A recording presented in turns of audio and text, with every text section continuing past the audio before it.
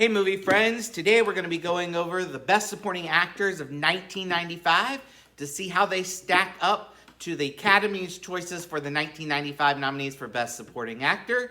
So stay tuned. Stack and Mac. Stack and Mac. Look game pack on movies. So in 1995, in case you didn't remember, the 5 nominees for Best Supporting Actor were Tim Roth for Rob Roy, James Cromwell for Babe, Ed Harris for Apollo 13, Brad Pitt for 12 Monkeys, and the eventual winner was Kevin Spacey for The Usual Suspects. Just like in our Best Supporting Actress video, I agree with 2 of those nominees for Best Supporting Actor. So let's get started with number 5 for my picks for Best Supporting Actor of 1995. In 5th place, I have Chris Tucker for Friday. I'd never seen Friday before. This was the first time when I watched it this past year, and I really liked it a lot. I thought it was incredibly funny. I thought that the film had a lot of really good humor. I think that Chris Tucker is the main reason that that movie succeeds. Yeah, there's some things wrong with it as far as the storyline coming together, but the one thing about Chris Tucker's performance within that film is that there is a high level of energy. And I'm not talking annoying energy like he is in Rush Hour or some of the other films that he's in, but there is just an energy that he gives on screen that makes you want to watch him. And he is in great contrast to Ice Cube's character within the film. I think that there are some things that Chris Tucker does very well, and to be honest with you, he is the only part of that film that I really remember as far as acting standouts within it. He always had sort of a side comment, he had some physical humor going around, and he played in an ensemble within the cast, given the way that he portrayed his character on screen. And I thought that was really great. I think that he really shows his comedic side in this, and he is the best part of that film. At number 4, we have Kenneth Branagh for Othello. Now, I'll be honest with you, I've seen many different adaptations of Othello. I've seen many different plays of Othello. I have not seen this movie before. I wasn't exactly looking forward to watching this film, to be honest with you, but Kenneth Branagh's performance is really good in this movie. He plays his character with such manipulation, but also an undertone of sexuality with almost every single character on scene. And he does it in such a way that makes him incredibly likable, even though what he's doing on screen is incredibly awful. I mean, he's essentially turning everyone against one another and manipulating everybody on screen, but you can't help but like him. And you can't help but want to know what he's going to do next. And at the end, where he kind of gets found out, you're almost kind of left wondering, well, what's going to happen, like, next? I think he gets killed at the end of it, actually. I don't remember. The movie's kind of a slog. But his performance in it is incredible. It's filled with so much charisma and charm.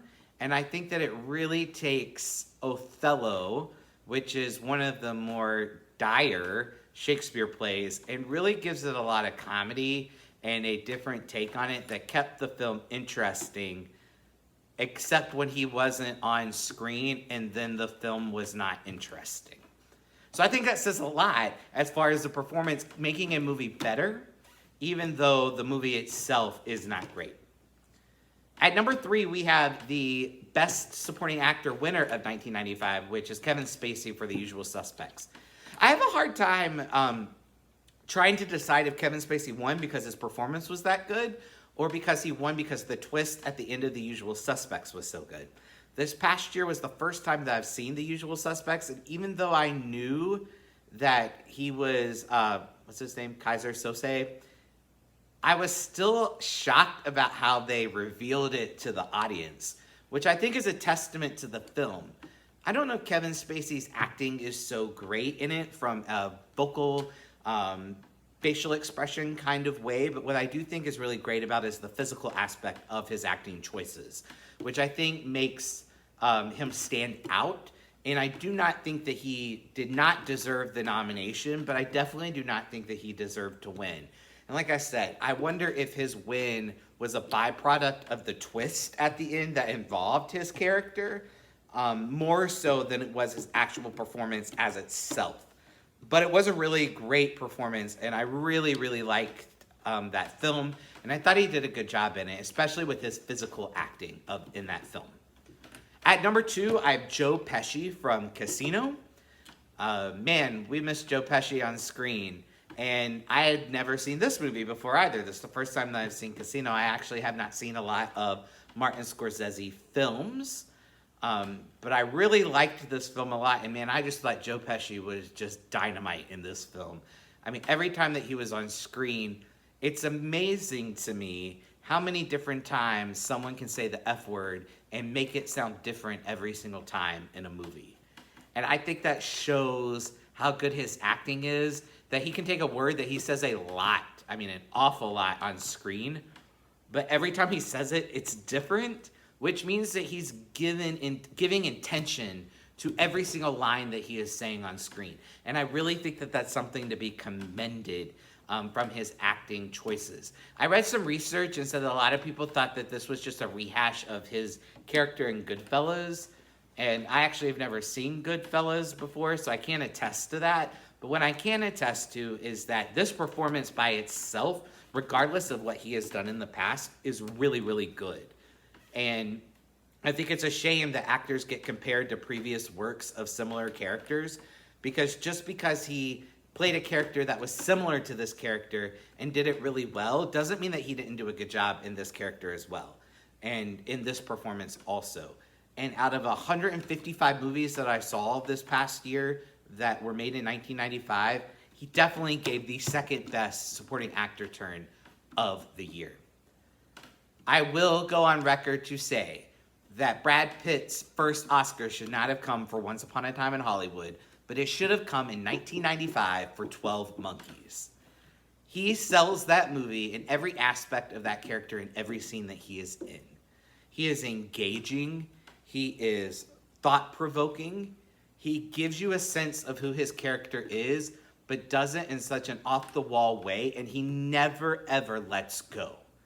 He is constantly engaged in every physical manifestation of his character, the way that he says his dialogue, the way that he interacts with the other characters, with Bruce Willis's character in particular. You know, you can say a lot about Terry Gilliam's directing, and I will talk a lot about his directing in a future video.